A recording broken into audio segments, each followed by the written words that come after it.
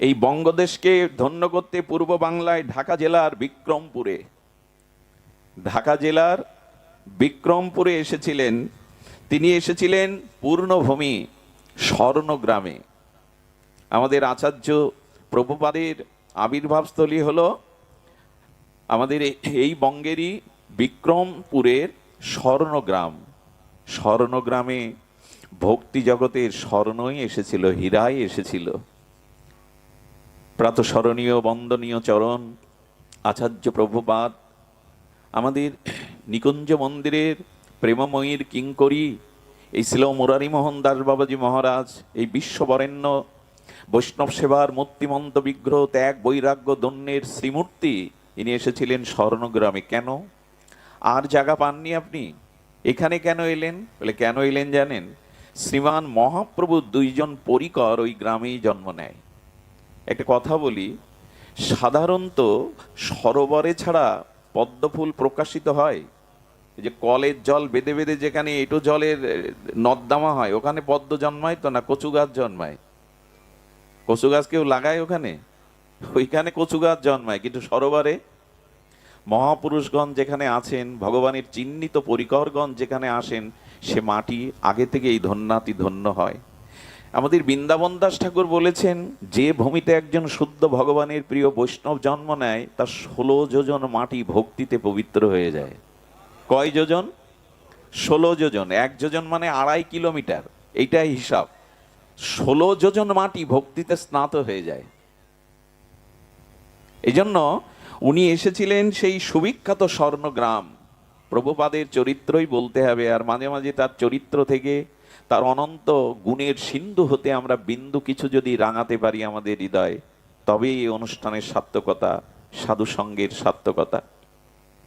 সুধীবৃন্দ, তিনি কি করেছিলেন?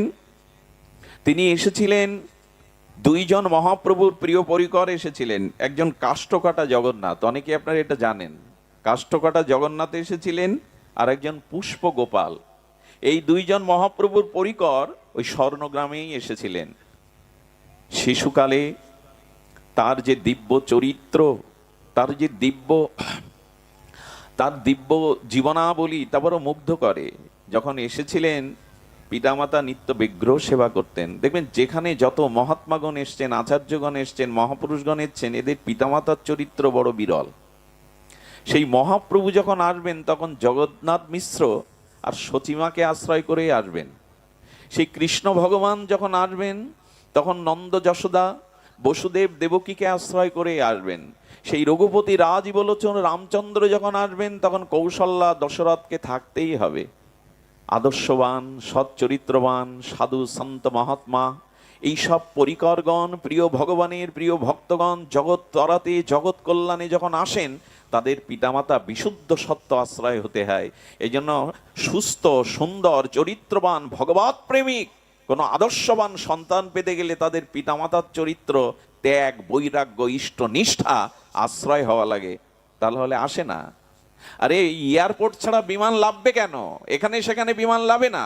স্টেশন ছাড়া ট্রেন থামতে চায় না।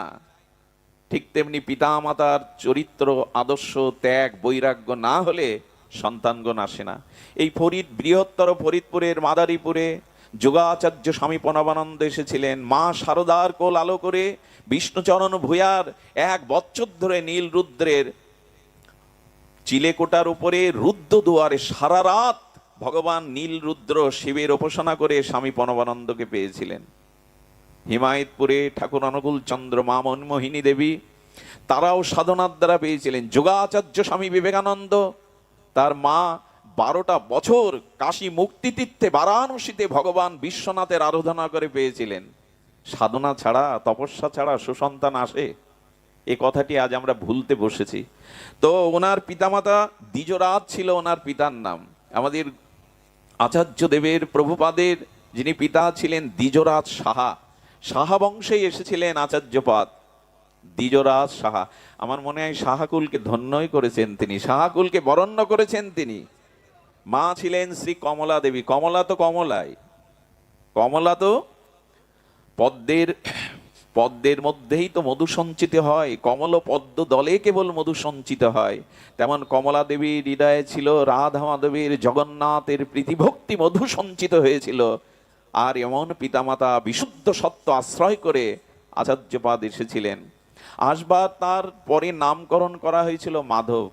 আচার্যপাদের পূর্ব নাম ছিল, এই নামকরণটাও এখন এক বিড়ম্বনা তৈরি হয়েছে আমাদের সনাতন ধর্মে। জন্ম নিলেই আর ইচ্ছা মতো আমরা নামকরণ করি না। শ্রীকৃষ্ণ ভগবানের নামকরণ কে করেছিল? গর্গাচার্য। রঘুপতি রামচন্দ্রের নামকরণ বশিষ্ঠদেব। আমাদের বেলায় নয় কেন? ভগবানও যে পরম্পরা, বৈদিক সনাতন পরম্পরা রক্ষা করেছেন, নামকরণ করতে হয় আচার্যদের দ্বারা, শ্রীগুরুর দ্বারা। আমরা তা করি না। আমাদের ইচ্ছা মতো বুধবারে তো বুধ, শুক্রবারে শুক্লি, আর কত সিরিয়ালের নাম রাখবেন। এগুলো বলতে ভালো লাগে না, হাস্যকর। নামকরণটাও যদি শুদ্ধ সাত্ত্বিক আচার্যগণ কর্তৃক হয়, ওই নামের মধ্যেই তার জীবন চরিত্র উন্নত হয়, আশীর্বাদ প্রাপ্ত হয়ে সে নিজ কল্যাণ করতে পারে। শুনবেন তার দৃষ্টান্ত। 4 জন সাধু এসেছে এক গ্রামে, বাটপাড়, আর তারা লোক ঠকানো, লোক হাসানো, কিছু অভক্ত কৃষ্ণ বিমুখ। তারা বলছেন, আপনারা সাধুগণ এসেছেন, ওই বাড়িতে যান, ওই যে জঙ্গলের পাশে বাড়ি, ওরা খুব সাধু, ওরা খুব বৈষ্ণব সেবা পরায়ণ। দেখিয়ে দিচ্ছে কার বাড়ি জানেন? যিনি সাধু দেখলে লাঠি তোলেন, সাধু দেখলে গালাগালি দেন, অজামিলের বাড়ি। সাধুকে দেখলে যিনি লাঠি তোলেন, গালি না দিয়ে সাধুকে বিদায় করেন না, তার বাড়ি দেখিয়ে দিচ্ছেন। উপহাস করে এই ভগবত বিমুখ মানুষগুলো সাধুকে ঠকাবে বলে ওই যে পরম বৈষ্ণবনী, ওনার গৃহে যান। গিয়ে দেখে অজামিল বাড়ি নেই, ও তো দস্যুবৃত্তি করতে গেছে। ওনার স্ত্রী দেখলেন 4 জন সাধু আজ এই অভাগাদের বাড়ি, একটু আদর করে বসতে বললেন। ঘরে তো কিছুই নাই, 4 গ্লাস শীতল জল দিলেন। অজামিল এসে তো মাথায় রক্ত, আপনাদের এখানে কি, বেরিয়ে যান। অপমান করে যখন চলে যাচ্ছে, সাধুগণ ভাবছে 4 গ্লাস জল তো পেলাম, একটু বসবার আহ্বান তো ওনার সহধর্মীর মুখে পেলাম, এদের একটু কল্যাণ না করে হয়? বলছে, মা, আমরা দেখছি তুমি গর্ভবতী, তোমার যে সন্তানটা ভূমিষ্ঠ হবে ওর নাম নারায়ণ রেখো, ওর নাম নারায়ণ রেখো। আর এই নারায়ণ বলতে বলতেই অজামিল ভগবানকে পেয়ে গেল ওই সাধুর কৃপায়। সাধু কত কৃপাময় জানেন? রঘুগণ রাজাকে পালকিতে নিয়ে যাচ্ছিলেন 4 জন বেহারা। রঘুগণ রাজা ভগবান কপিলের আশ্রমে যাচ্ছেন ভক্তি যোগ শিখতে, ভক্তি শিক্ষণ নিতে। একজন বেহারা অসুস্থ, দৌড়ে পালিয়েছে। 3 জনে কি আর 4 বেহারার পালকি চড়ানো যায়? পথের ধারে এই মোটা সোটা হৃষ্টপুষ্ট বসেছিলেন জড় ভরত। ওর হাত ধরে বললেন, এই পালকি ধরো। উনি তো জড় ভরত কথা বলেন না, ভগবানের ইচ্ছা এই ব্রহ্মজ্ঞ পুরুষ তিনি কাঁধে নিলেন। কিন্তু কাঁধে নিয়ে বারবার লাফালাফি করছেন। লাফালাফি করছেন কেন? তুলসী বৃক্ষ দেখলে ওটা ডিঙিয়ে যাচ্ছেন যাতে পায়ের ছোঁয়া না লাগে। পিপিলিকার শাড়ি দেখলে প্রাণীবধ হবে বলে লাফাচ্ছেন। আর যখনই বেহারা লাফায়, পালকিটা নড়ে ওঠে, রাজার মাথায় আঘাত লাগে। বিব্রত রাজা অনেক অপমান তিরস্কার করলেন, অনেক গালি দিলেন।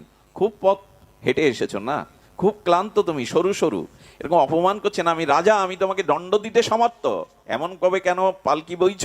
আমি রাজা, নৃপতি। বললেন, আমাকে গালি দেয় দিক, আমাকে অপমান করে করুক, উপহাস করে করুক, কাঁধে যখন ওকে নিয়েছি আমি, তখন এই কাঁধে চড়িয়ে ওকে ভগবানের চরণে না পৌঁছানো পর্যন্ত আমি থামবো না, ওকে ভগবানের চরণ দিয়েই দেব। এই হলো সাধু। ওই রঘুগণকে কৃপা করেছিলেন এই ভরত, আর সেই কৃপাতেই তিনি পরম ভক্ত ভক্তি লাভ করেছিলেন। সাধুগণকে, বৈষ্ণবগণকে, মহৎগণকে আশ্রয় করলে একটা না একটা কল্যাণ আপনার জীবনে আসবেই। জপ, ধ্যান, তীর্থ পর্যটন, দান ধ্যান করে খুব বেশি এগোতে পারবেন না এই যুগে। মহৎ কৃপা বিনা এক পাও এগিয়ে যাওয়ার সম্ভাবনা নাই। তো তিনি এসেছিলেন নাম মাধব রূপে। এবং একটা অদ্ভুত জিনিস দেখবেন গুরু মহারাজের, যারা তার জীবনী দেখেছেন, উনি এসেছিলেন অষ্টম গর্ভেই। অষ্টম গর্ভের সন্তানের মধ্যে 2টি কাজ হবেই। ভালো হলে তো জগৎ ব্যাপিত্ব ভালো হবে, আর মন্দ হলে তিনি মন্দের সেরা হবেন। অষ্টম গর্ভকে একটা বিশেষ সংকেত বহন করে। ভগবান শ্রীকৃষ্ণ এসেছিলেন অষ্টম গর্ভে। উনি এসেছিলেন অষ্টম গর্ভেই। এই মাধব শশীকলার ন্যায় বেড়ে উঠল।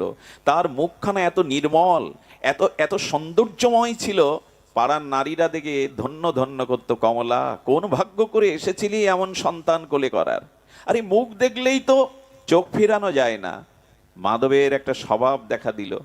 আগেকার দিনে নগরে নগরে করতাল বাজিয়ে দেখবেন কেউ কেউ কীর্তন করত, এখন করে কিনা জানি না আপনাদের দিকে।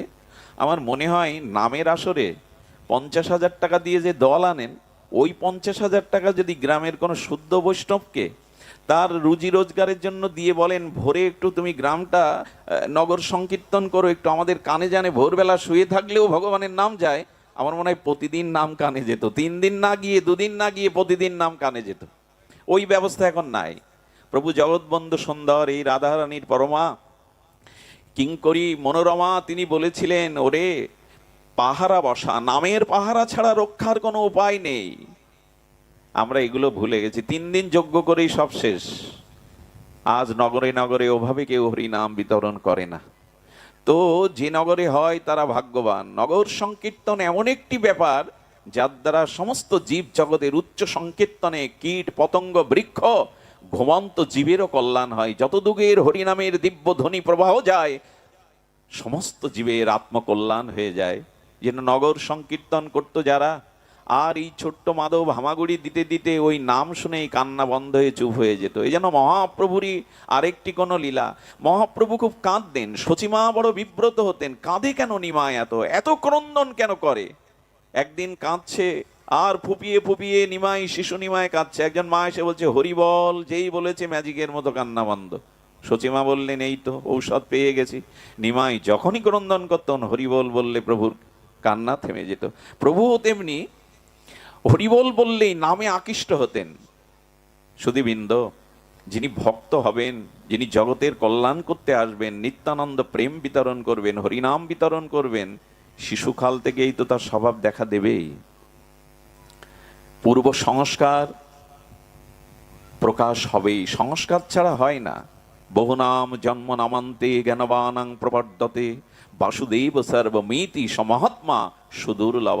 অনেক জন্মের সুসংস্কার হলেই না রতিমতি হয় ভগবত নামে, সাধু চরণে, হরি কথাতে যাদের রুচি হয়। এক জন্মের সংস্কার নয়, অনেক জন্মের সংস্কার। আমি বিস্তারিত লীলা তো বলতে পারবো না। আমি তার জীবনের, তার অগাধ সমুদ্র সম এই দিব্য ভক্তিময় প্রবাহের মধ্যে আমি সামান্য জলবিন্দু কণা, সিন্ধু থেকে বিন্দু নেওয়ার চেষ্টা করছি। গুরু মহারাজ এই প্রভুপাদ এই বৈষ্ণব সেবার মূর্তিমন্ত বিগ্রহ সংসার করেননি, কেন জানেন? এটা অপূর্ব কথা। উনি যে স্কুলে পড়াশোনা করতেন, ওনার একজন সহপাঠী বন্ধু, শিশুকালে তো সকলের সহপাঠী থাকে, সখা থাকে, সেই বন্ধু বলছেন, মাধব, আমার বাবা দীর্ঘদিন অসুস্থ, যন্ত্রণায় কাতর, বারান্দায় পড়ে আছে, মলমূত্র ত্যাগ করে, তুই একটু যাবি, আমার বাবাকে দেখতে যাবি? আচার্যপাদ বললেন, হ্যাঁ যাব। উনি যখন সিংহদুয়ার দিয়ে ওনার সখার ওই গৃহে ঢুকছেন পিতাকে দেখতে, তখন এই সহপাঠীর মা এই জরাগ্রস্ত ব্যাধিগ্রস্ত জড়ো জড়ো মলমূত্র ত্যাগ করা শরীরটাকে অসহ্য হয়ে গেছে। তাই এই সহপাঠীর মা গালি দিচ্ছে, জম সবাইকে দেখে, তোমাকে দেখে না, কবে মরবে? ভগবান তোমায় দেখে না, জম তোমাকে দেখতে পায় না। তীরের মতো এই মাধবের বুকে কথাটা বেঁধেছিল। এই সংসার অগ্নি সাক্ষী করে, দেবতা সাক্ষী করে, প্রিয়তমা করে যাকে ঘরে এনেছিল একদিন, আর সেই তার অসুস্থ পড়িত স্বামীকে বলছে জম দেখে না। আরে ভগবান একে চোখে দেখে না, জম এতজনকে দেখে। গুরু মহারাজ বুকে ব্যথা পেয়ে বলেছিলেন, এরই নাম সংসার। এই হলো সংসার। স্ত্রী স্বামীকে এইভাবে গালি দিতে পারে, জমের দুয়ারে পাঠাতে পারে। সংসার যদি এই হয়, এ সংসার আমি করব না। আমি তো এক বৈরাগ্য নিয়ে চলে যাব বৃন্দাবনে, এই সংসার আমি করব না। খুব প্রভাব ফেলেছিল এই ঘটনা। আমি একটু আপনাদের বলি হলো এই সংসারের স্বরূপ আমরা চিনতে পারি না, এই জন্য তো আটকে রয়েছি মায়ায়, কামনা, বাসনায়। যিনি আপন তাকে ভুলে যারা আপন নয়, তাদের মোহে আটকে রয়েছে আমরা। আচ্ছা লক্ষ্য করুন তো, এখানে কোনো শিল্পীর তুলি দিয়ে মিষ্টি আঁকানো হলো, মিষ্টি মানে রসগোল্লা, চমচম, এগুলো আঁকিয়ে একটা শিশুর সামনে পর্দাটা দিয়ে দিন। পর্দায় আঁকানো শিল্পীর তুলিতে রসগোল্লা দেখে শিশু ওতে হাত বাড়ায়, পাবে তো? শিল্পীর তুলিতে আঁকানো মিষ্টি শিশু হাত বাড়ালে পাবে তো? পাওয়া যাবে না। আপনি টেলিভিশনের মতো গঙ্গায় দেখতে পারেন, টেলিভিশনে গঙ্গা দেখায়, কিন্তু আঙুল চুবানো যাবে তো? টিভির মধ্যে আগুন দেখায়, কোথাও আগুন লেগেছে টিভিতে দেখায়, আসলে টিভির মধ্যে আগুনটা সত্য না, তাহলে টিভিই পুড়ে যেত। সংসারে যা দেখায় তা আদৌ না, এখানে দেখায় সব আমার প্রিয়জন, কত আপনজন, সবাই আমায় কত ভালোবাসে। আরে এইখানেই তো শান্তি, এ ছেড়ে কোথায় যাব আমি? কিন্তু আদৌ সংসার ওই পদ্মার মতো। চলচ্চিত্রের পর্দায় আঙুর ফল দেখায়, তা কখনো খাওয়া যায় না। আয়নার মধ্যে কারো মুখে খাদ্য তুলে দেওয়া যায় না। কি করে বোঝায় এই সংসার অনিত্য, অসুখের জায়গা? এখানে কর্তব্য করতে হয়, করো, কিন্তু প্রকৃত আপনজন, প্রকৃত অনুরাগ ভগবানকে দাও। এটি উনি বুঝেছিলেন। এটি বুঝেই তিনি ব্রজের পথে অনুরাগ নিয়ে চলে গিয়েছিলেন। কৈকর্যময়ী, প্রেমময়ী, করুণাময়ী ব্রজেশ্বরী রাধা রানীর কৃপার জন্য। কিন্তু না, রাধা মাধবীর যুগল ভজন, নিতাই গৌরের রস সংকীর্তন প্রেম, এটি পাওয়ার পূর্ব সত্য হলো গুরু কৃপা। গুরু কৃপা, ভক্ত কৃপা না হলে কেউ ভগবত কৃপা পাবে না, এটি পাবে না। এই জন্য তিনি কি করলেন? তিনি চলে গেলেন শ্রীধাম বৃন্দাবনে, গিয়ে বড় ব্যাকুল হলেন গুরুকরণের জন্য। শ্রী গুরু কৃপা চাই, গুরু করুণা ছাড়া গোবিন্দ করুণা হবে না। সুধীজন, শ্রী গুরুই আমার আধার দূর করে দেবেন। মনোবারণ শাসন অঙ্কুশ হয়ে। গুরুদেব কেমন? আপনি দেখবেন হাতির পিঠে, এই বলবান প্রাণীটির পিঠে মাউত উঠে আর অঙ্কুশ দিয়ে নির্দেশ করে, ডাইনে নয় বামে যাও। আচ্ছা, হাতির পিঠে যে ছোট্ট বাচ্চা মাউতটি উঠেছে, কিশোর উঠেছে, শক্তির বিচারে এমন 10টা মাউতকে হাতি পায়ে পিষ্ট করে মারতে পারে। আর লাঠির আগায় লোহা বেঁকানো অঙ্কুশ টান দিলে সেদিকে যেতে বাধ্য হয় কেন? অত বড় বলবান হস্তি, অঙ্কুশ যেদিকে নির্ণয় করে সেদিকে হাতি যেতে বাধ্য হয়। তেমন আমার মনোহস্তি সুপথে যেতে চায় না, ভজন পথে যেতে চায় না, গৌর গোবিন্দের চরণে যেতে চায় না, বারবার কামনা বাসনাময় দুর্গন্ধ সংসারের জন্ম মৃত্যু চক্রে যেতে চায়। এই জন্য গুরুদেব হলো ওই অঙ্কুশের মতো। গুরুদেব অঙ্কুশ দিয়ে আমার মনটাকে টেনে ভগবত চরণে দিয়ে দেন, গৌর চরণে দিয়ে দেন। গুরুদেব অঙ্কুশের মতো এই অশান্ত মনকে টেনে নিয়ে ভগবানের চরণে বেঁধে দেন। গোরা গোরা পায়ে বাঁধি দিল চিত। আচার্য বললেন, মহাপ্রভুর চরণে, রাধারানীর চরণে আমাদের মনটা নুপুরের মতো কে বেঁধে দিল? শ্রী গুরুদেব। এই জন্য গুরু কৃপা চাই। গুরু কৃপা হি কে বলম, শুধু নয়, গুরু কৃপা হি মূলম। ভজন সাধন যাই করো, গুরু কৃপাই হলো মূল। নিরিদেহ আদ্যং সুলভং সুদুর্লভং পলবং সুকল্প গুরু কর্ণ ধারণম মায়া অনুকূলেন নবস্য তৈরিতাং পুমাং ভবাদ্দিং নতরেত সৎমহা। ওগো, এই দেহরূপ তরণী পেয়েছ, গুরুরূপ কাণ্ডারি পেয়েছ, হরি নামের হরিভজনের পাল তুলে দাও। যদি না তুলে এই মৃত্যুময় সংসারের ওপারে যাওয়ার চেষ্টা না করো, তুমি আত্মহত্যাকারী। এমন দুর্লভ জন্ম পেলে, গুরুরূপ মাঝি পেলে, হরিকথা হরিনামের রূপে পাল পেলে, তবু ওপারে যেতে মন চাইলো না। তুমি তো নিজের আত্মহত্যাকারী, তুমি নিজেকে শেষ করে দিলে। গুরুদেব কাণ্ডারি। জাহাজ পেলেও আপনি সমুদ্রের ওপারে পাড়ি দিতে পারবেন না, নৌকা পেলেও মাঝি ছাড়া উত্তাল তরঙ্গায়িত সাগর পাড়ি দিয়ে ওপারে যেতে পারবেন না। কাণ্ডারি চাই, এই কাণ্ডারি হলো শ্রী গুরুদেব। গুরু কৃপা ছাড়া হবে না। এই জন্য উনি চলে গেলেন শ্রীধাম বৃন্দাবনে। গুরুও পেয়েছিলেন, রাধারানীর সাক্ষাৎ দর্শন যিনি পেয়েছিলেন, বৃন্দাবনের ভজনের তরঙ্গে যিনি ডুবেছিলেন, সেই নিত্যানন্দ বংশ অবতংশ প্রভুপাদ 3 কোটি গোস্বামী চরণে আশ্রয় পেলেন এবং পাওয়ার পরই তার নামকরণ হলেন মুরারি মোহন। শ্রী গুরুদেবের প্রদত্ত নাম, এই নাম তিনি পেলেন। সুধীবৃন্দ, শ্রীধাম বৃন্দাবনের করুণা সিক্ত হলেন, রাধারানীর প্রেমে আবিষ্ট করে দিলেন গুরুদেব তার করুণা ধারায়। গুরুদেবই তো উত্তম গতি দিয়ে দেয়। শ্রীগুরু চরণের অতি, এই সে উত্তম গতি। কে দিয়ে দেবে? ভজন কে দেবে? আমি তো অন্ধ, আমি আতুর। ভজন কাকে বলে? প্রসাদ মহিমা কাকে বলে? তুলসী তত্ত্ব কাকে বলে? ভাগবত কাকে বলে? বৈষ্ণবের মহিমা কাকে বলে? বৈষ্ণব সেবার তত্ত্ব কি আমি জানতাম না, কোনো জন্মেই জানতাম না। অন্ধ আতুর জ্ঞানাঞ্জন শলাকায় দিয়ে আমার ঘুমন্ত সুপ্তকে, বিবেককে জাগিয়ে দিয়ে যিনি ভাগবত জানালেন, হরিনাম মহিমা জানালেন, গৌর চরণে, নবদ্বীপ চন্দ্রের চরণে, নিতাই চরণে শোভে দিলেন, দিব্য হরিনাম দিলেন, তুলসী তত্ত্ব দিলেন, প্রসাদ মহিমা দিলেন, গঙ্গা তত্ত্ব দিলেন, ধাম তত্ত্ব দিলেন, আমাকে দুয়ার খুলে দিলেন প্রেম মন্দিরের। ইনি তো সদ্গুরুদেব। তবে একটা কথা, দীক্ষা তো সকলেই নেই, আমাদের আত্মকল্যাণ সকলের সমান হয় না কেন? যারা প্রাতঃস্মরণীয় ছিল মুরারিমোহন দাস বাবাজির চরণাশ্রয় অনেকেই করেছেন, কিন্তু সকলের সমভাবে আত্মকল্যাণ কেন হয় না? এখনো বাবার অনেক ভক্ত দেখেছি তারা প্রসাদভোজীও হতে পারেনি। কারণ কি? এগুলোর কারণ একটাই, কৃপা তিনি আলাদা আলাদা করে দেননি, নাম, তত্ত্ব, মহিমা, করুণা একইভাবে দিয়েছেন। আসলে সমস্যা হলো আমাদের পাত্রের, সমস্যা হলো আমার আধারের, পাত্রের। আমি মাঝে মাঝে আপনাদের শোনাই একই কথা, বারবার প্রসঙ্গক্রমে চলে আসে দৃষ্টান্তে। আকাশের ৭ নক্ষত্রের জল যদি হস্তির মস্তকে পড়ে ওটা গজমতি হয়, আর যদি সাপের মাথায় পড়ে ওটা সর্পমণি হয়, আর যদি সমুদ্রের শক্তি ঝিনুকের মধ্যে পড়ে মুক্তা হয়, কিন্তু পচা জলের ড্রেনের মধ্যে যদি পড়ে কিছুদিন পরে পোকা হয়। পাত্রেরই তো সমস্যা। বাজারে ঘৃত কিনতে গিয়ে কেউ মাটির পাত্র নিয়ে যান? ঘি কিনতে গেলে কেউ মাটির পাত্র নেয়? তো গুরুদেবের করুণা, মহতের করুণা নিতে গেলে হৃদয়টা একটু শুদ্ধ হতে হবে, সরল হতে হবে। আমরা বড় চালাক, আমরা বড় কপট, আর এই চালাকি আর কপটি দ্বারা হরিভজন সরল না হলে হবে না। এই পথের সত্য একটাই, আপনাকে সরল হতে হবে। কেমন জানেন? আধা লিটার দুধ আধা লিটার জল মিশিয়ে দিলেন, দুটো মিশে যায়, পয় বলে। দুধকেও পয় বলে, জলকেও পয় বলে, মিশে গেল। আপনি আলাদা করতে পারবেন না। আলাদা কখন হবে জানেন? ওই দুধে যদি একটু টক দিয়ে দেন, টক দিয়ে দিলে কি হবে? সানা হবে। আর যে জলটা মিশেছিল ওটা, এই টক মানে ঠক, ঠক মানে কপট, যার ভিতরে কপটতা আছে সে ভগবান থেকে আলাদা হয়ে যাবে, ভক্তি থেকে আলাদা হয়ে যাবে, একসাথে থাকতে পারবে না। আরে দুধ জল একসাথে থাকতে পারে, টক যেই দিলেন আলাদা হয়ে, যেই কপটতা এলো, ছলনা এলো, মন মুখ আলাদা হয়ে গেল, এ পথে সে কিছু পাবে না।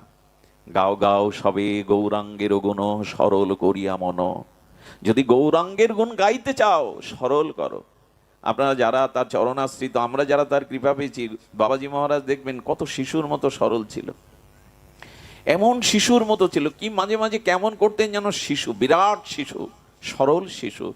প্রত্যেকটি সাধুর ভিতরে কোথাও না কোথাও সরলতা লুকিয়ে থাকে। সরলতাই হলো এমন গুণ যা ভগবত প্রেম ভক্তি লাভের সহায়ক হয়। উনি যখন ওনারা বৃন্দাবনে, গুরু মহারাজ 56 ভোগ শুধু পাননি, পাওয়াননি, কি করেছেন জানেন? এক সময় বর্ষনার বিনোদ বাবা, আমাদের আচার্য প্রভু, এক সময় বৃন্দাবনের মাটিতে জন্মানো শাক লতাপাতা সিদ্ধ খেয়ে জীবন ধারণ করেছেন। ভালো কুঠিয়া ছিল না, ভালো তা। এখন বৃন্দাবনে তো নাগরিক সভ্যতা এসে গেছে, বিদ্যুৎ এসে গেছে, এসি এসে গেছে, জলের লাইন এসে গেছে, কিছুই ছিল না। গাছের তলে ক্ষুদ্র কুঠিরের মধ্যে বিদ্যুৎ নেই, সেখানে 50 ডিগ্রি গরম, কোনো বিদ্যুৎ নেই, গাছের তলাতে ছায়ায় শুয়ে কাটিয়েছে। খাবার জোগাড় নাই, লতা পাতা সিদ্ধ করে মুরারিমোহনকে ভোগ লাগিয়ে প্রসাদ পেয়েছে। সাধুর জীবন খুব সুখের না, কঠোর সাধনা, কঠোর ত্যাগ বৈরাগ্য দ্বারা এদের জীবন গঠন হয়েছে। আরে একটা পাথরকে কেটে কেটেই তো মূর্তি বানাতে হয়। একটা সোনার অলংকার করতে গেলে কতটা আঘাত দিয়ে অলংকার তৈরি করতে হয়। যার জীবনে ত্যাগ বৈরাগ্য তিতিক্ষা নেই, তিনি কখনো সাধক হতে পারেন না, মহাপুরুষ হতে পারেন না। অনেক ত্যাগ তিতিক্ষা তাদের উপরে দিয়ে গেছে।